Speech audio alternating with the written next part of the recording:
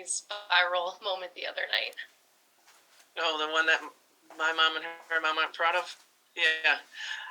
Listen, God, if you know Des, she is so respectful. She comes from an amazing family. She was repeating something someone said. It's not like it was her quote, but I was on the radio with the fun radio show in Miami, and I was like, well, I mean, it's not our fault we didn't bleep it. Like what else can you say? It happened. I hope it was a late game. It was late. So hopefully there weren't a lot of young eyes on it, but it is kind of raw, and that is kind of Des, and it was the truth. No, right there. Hey, Pete Iacobelli with the Associated Press. Hey, Katie. Miami's kind of a tough town to break through and kind of carve a niche for yourself. How have you guys done kind of making an imprint on the city and gaining a following down there? Yeah, I think if you start with that as your goal, your program's going to go a little askew. That's not been our goal. I think we've been honorable. We've been hardworking. We've been extremely consistent, and that is so hard, and it's even harder now to be consistent. The 20-win seasons, the top half of the ACC. Boy, you watch some, it's you can climb a ladder one step at a time, right? You can't get to the top in one step, but you can sure get to the bottom on one misstep, and I don't think you've seen us do that. And in that kind of growth, there's a mad respect for what we've done. And then it's an awesome city, a vibrant city with tons of opportunity. And when we want to be noticed, they notice us, But it is a big city. There's a lot of sport entertainment options. We have a loyal group of fans, and some of them are with us on this trip. They're coming, and we lost one of our dearest fans this year, Joan Clancy, and I keep thinking of her as we're marching through this tournament, because the ones that have been there from day one, they were down there when we were at the bottom. Those are the ones that mean the most to me. Right here in the middle.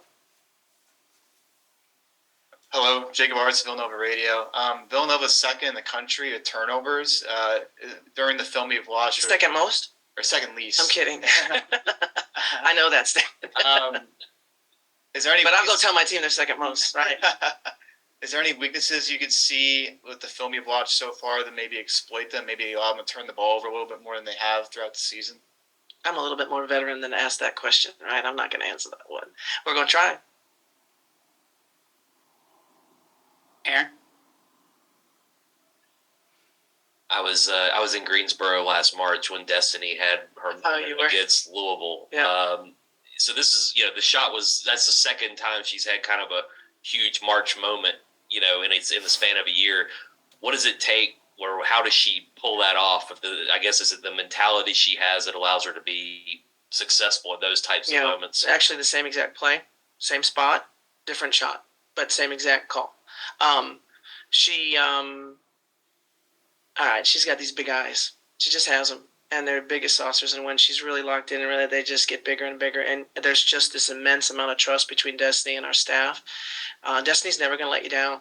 I was shocked she missed the 2 free throws, because she as a young person, as a teenager, I've known her for a pretty long time. As an adult, she is reliable, dependable, honorable, and she doesn't let anyone down ever. So that's who you go to in that moment right there. And when she's told to do it, she'll do it. And that is Destiny Harden, wonderful young person, and I'm just blessed to have her on my team. Got time maybe for a couple more questions? Pete, right here. Katie, I don't know if you saw that diversity story that the Richard Lapchek's group did about still most women's teams are still coached by men. Here, I think you're all female coaches here. Is that true? Yeah, I believe that's true. Yeah, here. Wow, that's cool. What do you think about do you have an opinion on whether men should be coaching women? Do you think there should be more of a balance? How do you see that? Yeah, I guess there's an emotional reaction to the fact that they're all women here, which I'm happy about. I think that's because I want opportunities for women in everything I do. My whole platform in life has been about that. But if a great opportunity exists in a male coaching situation, I'm happy for the women that are coached by a man too. I really am. I just want opportunities for women. I want these young people to grow and have every opportunity. it's not about the coaches at this point. It's about the players, and I love that my players are getting this opportunity, and it promises and dreams and things that you wish for them, and now we're here. Time for one more question. Right here in the middle. Last one. Hello, Jacob Hartsfield on radio again. First Sweet 16 appearance for you. Right. What does that mean to you to get past those first two games, close ones, but you got through them? What does it mean to get on to the regional now and hopefully maybe get further? Yeah, I reflect later. Like, I really do. I just don't have a lot of, oh my gosh, like, I know how I feel right now.